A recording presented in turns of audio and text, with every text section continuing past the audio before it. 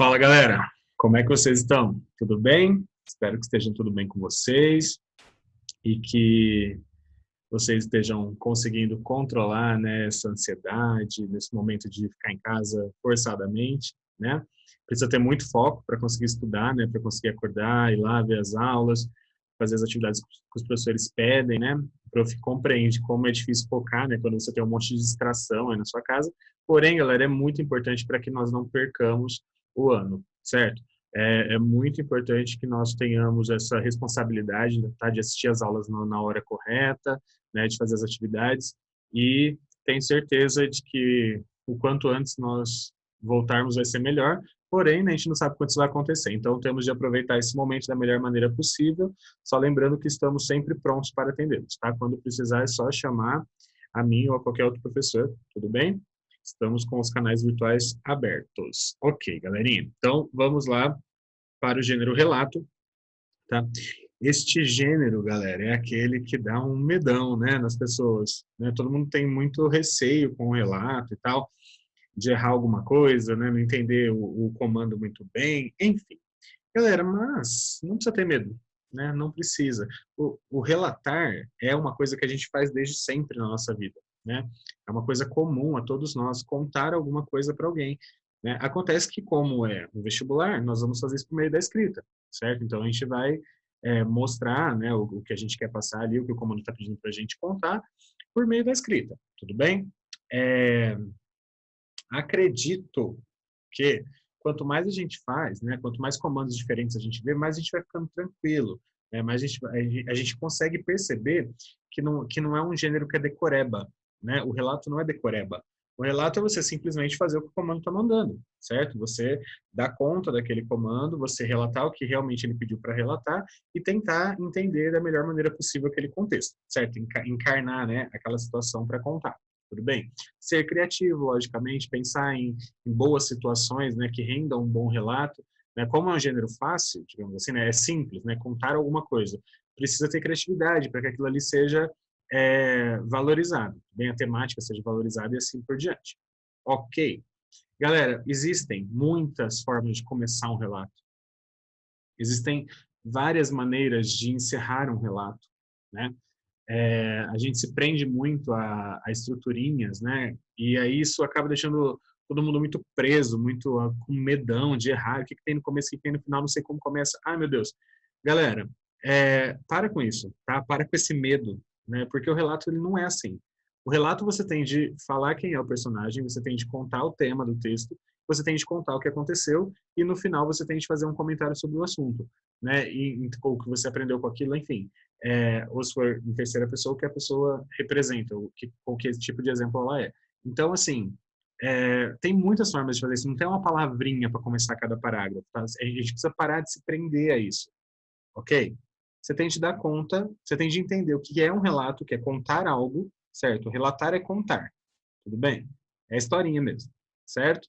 E pronto, e aí dá conta do contexto, tudo bem? Aí fica tranquilo. Logicamente, eu vou passar aquela estruturinha básica que vocês gostam, mas eu já adianto, que muitas vezes ela não se enquadra, tá? Beleza.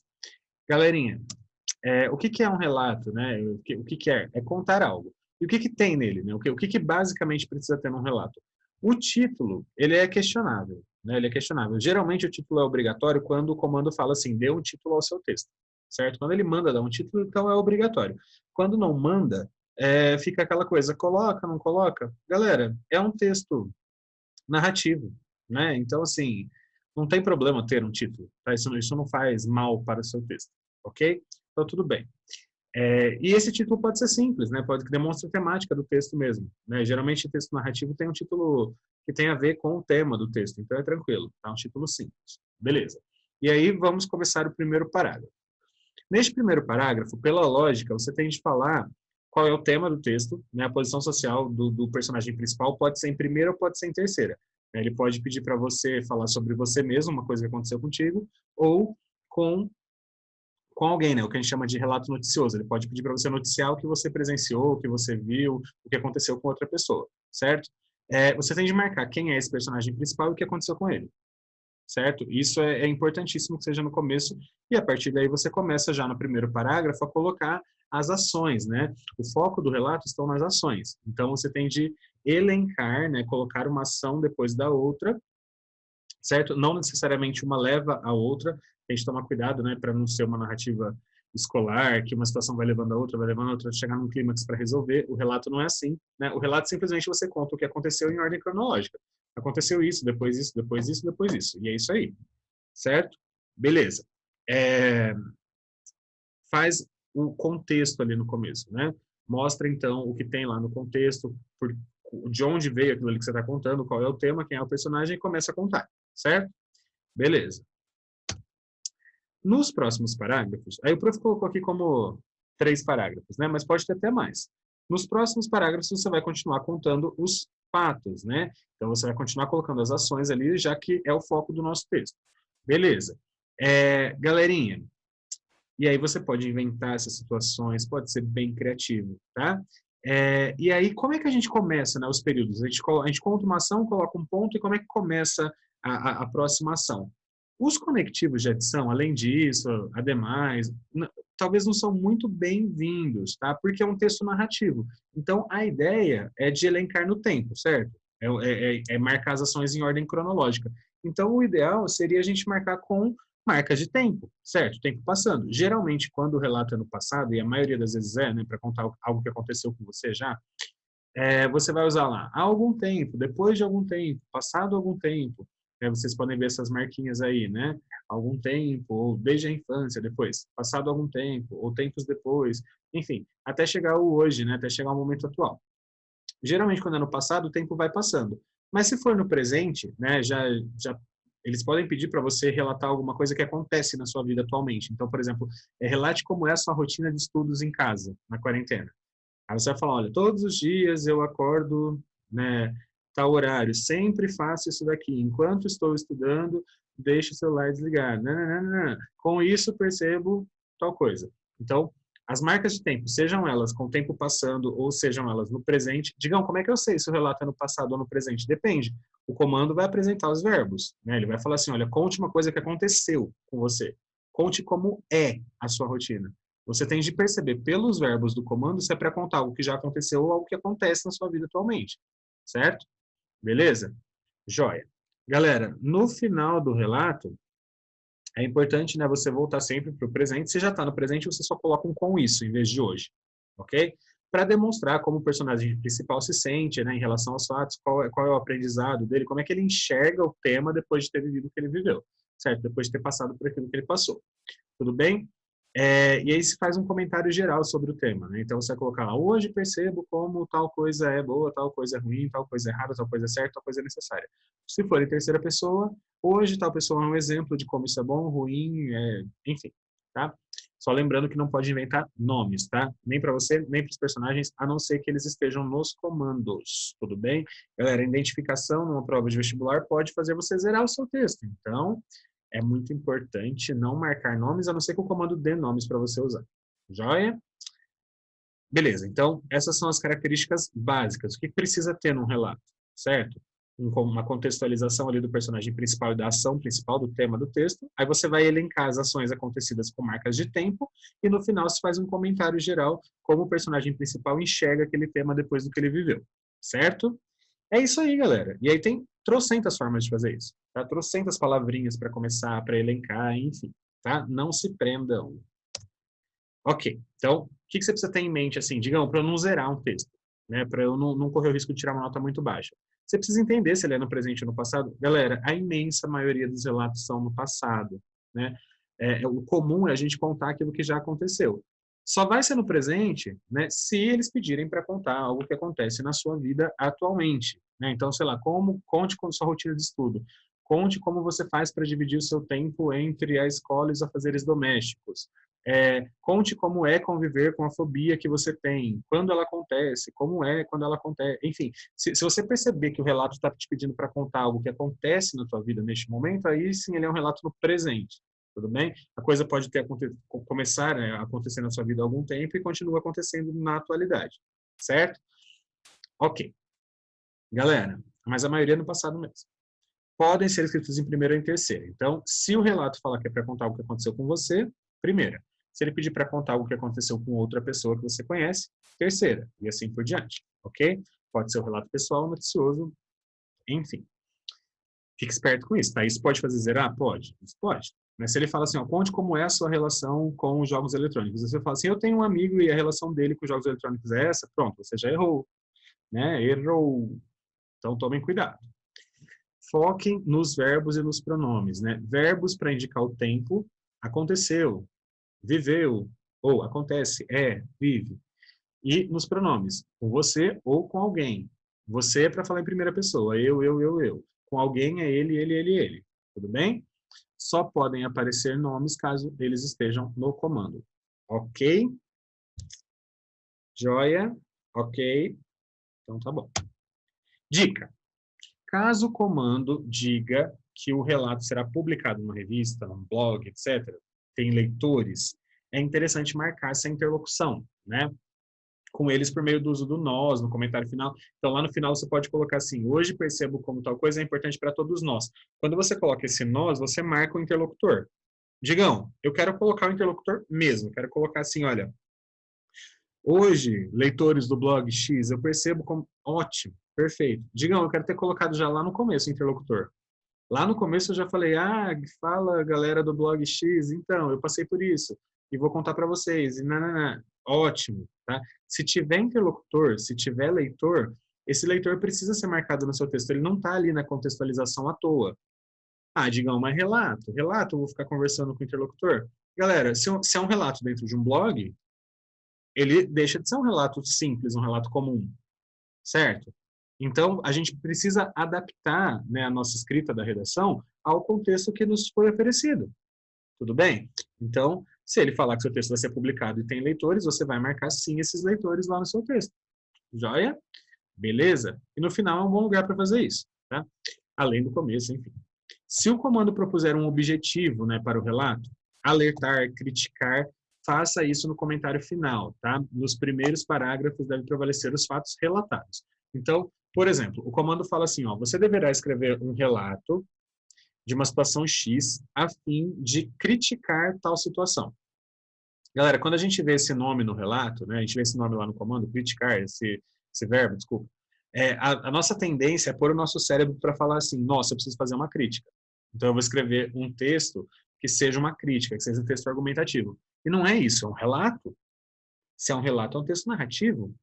Se é um texto narrativo, eu preciso contar as coisas em ordem cronológica ali, certo? No tempo marcado. Galera, então, onde é que aparece essa crítica? Se o objetivo do texto é criticar. Por meio das coisas que você está relatando, por meio de como você relata, já fica implícita, desculpa, até explícita, né? A sua crítica. E lá no final você deixa isso muito bem claro no seu comentário, né? Então, por exemplo, ele pede para você relatar uma situação em que você se sentiu envergonhado por não estar dentro dos padrões de beleza impostos pela mídia. Aí você conta, eu passei por essa situação, foi assim, eu me senti envergonhado por não estar dentro dos padrões.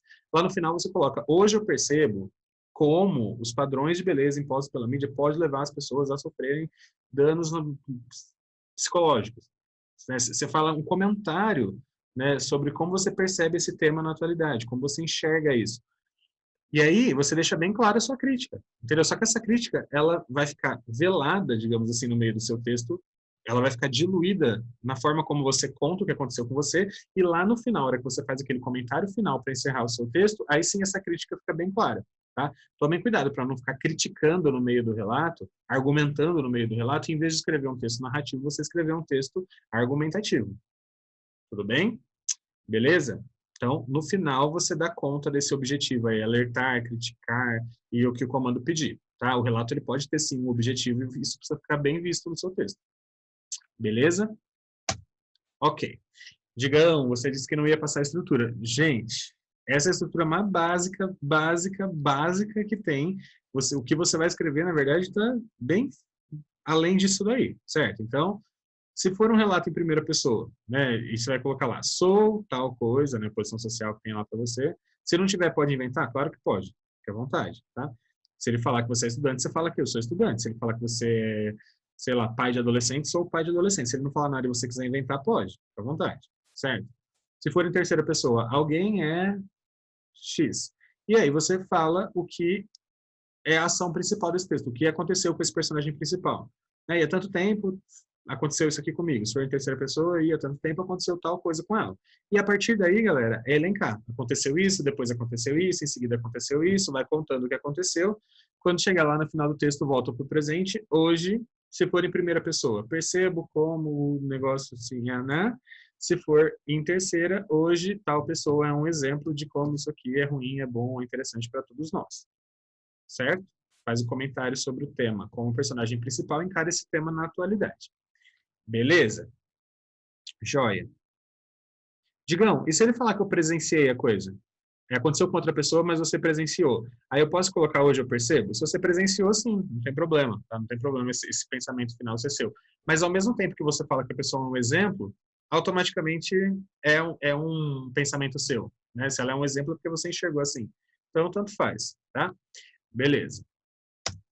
E no presente, caso eles peçam para contar o que aconteceu no presente, é a mesma coisa, só que aí você usa marcas de tempo no presente, né? Todos os dias, em todos os momentos, quando faço tal coisa, enquanto faço tal coisa. Chegou no final, como já está no presente, em vez de colocar hoje aqui, né? A gente coloca com isso, né? E aí tem mais certeza de que tal coisa é assim, tal coisa é assado. Com isso percebo como tal pessoa é um exemplo de tal, disso ou daquilo outro, depende do tema, certo? Beleza. Eu coloquei 3 parágrafos, mas só lembrando que pode ser mais, tá? Se você achar melhor fazer em 4, depende do número de linhas, né, que são dadas a você. Depende, cada vestibular de um jeito. Joia? Ok. Aí temos um exemplo, né? Esse exemplo aí foi de um comando que pedia para você relatar uma situação com a tatuagem, podia ser algo vivenciado por você ou presenciado, né, o que aconteceu com outra pessoa, e você tinha de falar se a tatuagem foi para você um motivo de satisfação, de orgulho ou um motivo de arrependimento, tá? Então você podia escolher. E aí vou mostrar um exemplo para vocês simples, tá? Nesta época aí, galera, foi pedido para escrever um texto de até 15 linhas, então você percebe que ele é menorzinho e tal, né? Mas foi um texto com nota alta, né? Um texto bem avaliado. Então olha lá, tatuagem equivocada. Desde pequena, quando via pessoas com desenhos de seus corpos, eu ficava encantada. Eram dragões, borboletas, personagens e até palavras. Já meus pais achavam horrível, diziam que era coisa de bandido ou revoltado. Os anos passaram, eu já adolescente sonhava com uma clave de sol tatuada no ombro esquerdo para simbolizar a música em mim. Toda vez que comentava a respeito ou pedia autorização para fazê-la, ouvia um não. A partir desse momento que a tatuagem virou para mim atitude de revolta, decidi fazer escondido, achei um lugar onde tatuavam menores sem autorização, juntei dinheiro e fiz a tão esperada tatuagem. Como era um lugar visível, não demorou para que meus pais descobrissem e se decepcionassem. O tempo passou, eu me tornei adulto e estava desempregada. Como naquela época a tatuagem era vista com maus olhos, eu não conseguia nenhum emprego. Ninguém me aceitava e eu passei algum tempo nessa situação. Hoje percebo como fazer uma tatuagem impensada pode causar danos, né? Pode ali causar danos e arrependimentos a todos nós. Pensaria 1000 vezes antes de me tatuar. Então, aí você percebe que tem marcas de tempo, né? Então, estão demarcadas, né? Delineadas aí para você as marcas de tempo, certo? Isso é importante para que seja um relato. No começo aqui há uma apresentação rápida, né, da pessoa, do personagem principal, ela fala em primeira pessoa, a relação com a tatuagem, e no final o que esse personagem percebe, né, como ele encara o tema depois do que ele viveu. Tudo bem? Este aqui é um relato clássico, né, em primeira pessoa, no passado, um relato mais comum que possa existir. Só lembrando que esses comandos podem ser muito diferentes, né? Eles podem aparecer de várias formas diferentes, ok? Beleza. Galera, aí tem mais um comando, né? Só para vocês verem como isso pode cair no vestibular em terceira pessoa, né? Olha lá. Após a leitura dos textos de apoio, imagine a seguinte situação. Você está pleiteando uma vaga de estagiário em um jornal de sua cidade.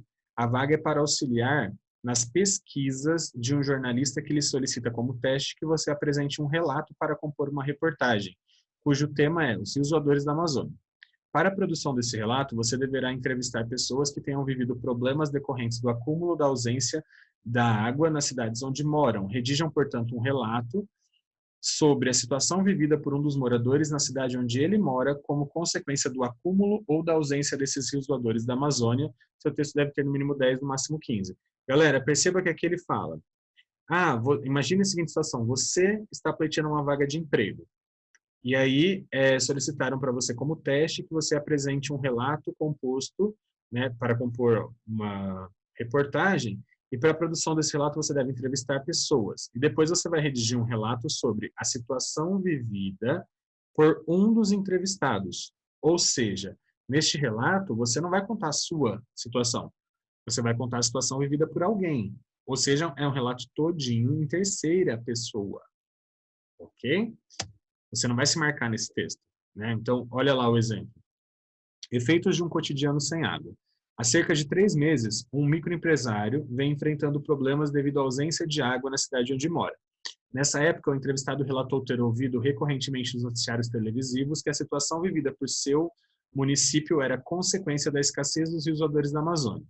Como dono de uma lava-jato para veículos, a sua rotina se transformou drasticamente, segundo o morador, graças à ausência d'água. Após uma semana com seu estabelecimento fechado, o entrevistado contou que se sentiu obrigado a tomar medidas para não ficar no prejuízo. Passou a alugar caminhões-pipa diariamente e assim reabriu o comércio, ainda que o movimento fosse menor. Com o passar do tempo, sofreu os efeitos da falta de água em sua casa também. Pai de 2 filhos, ele declarou que tem acordado cedo, todos os dias com o intuito de trazer baldes e galões de água necessários para beber e cozer alimentos. Quase um mês após o início do impasse, o morador e sua família adoeceram com suspeita de virose em virtude da qualidade inferior da água que era oferecida aos munícipes para abastecimento de baldes e galões próprios. Hoje, depois do retorno parcial da água em sua cidade, ele reconhece a importância da preservação da floresta amazônica para a permanência dos rios. Aliás, o entrevistado é um exemplo para todos nós de como é importante poupar água no cotidiano. Aí, galerinha, você vê, né? Ele tem as marcas de tempo igualzinho o outro que a gente leu, só que aí em terceira, né? Cria-se aqui uma posição social para esse entrevistado, conta o que aconteceu com a família dele e como ele é um exemplo para todos nós dessa situação, certo? Aí um exemplinho então para vocês em terceira pessoa que pode acontecer, depende do comando, tá? Ok, gente. Bonito isso aí. Atenção aos interlocutores.